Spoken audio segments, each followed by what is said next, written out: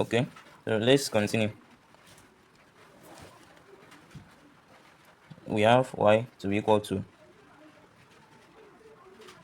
we have y to be equal to 1 over x squared.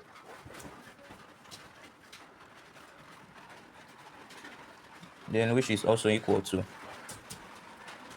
x raised to power minus 2. Then dy over dx will be equal to, you bring down minus 2 x, then minus 2 minus 1 is minus 3, and this will be equal to, this is 2, we have minus 2 times, then this minus alone is 1 over what, this is multiplication sign, and this is x raised to the power of 3. So this is also equal to, is equal to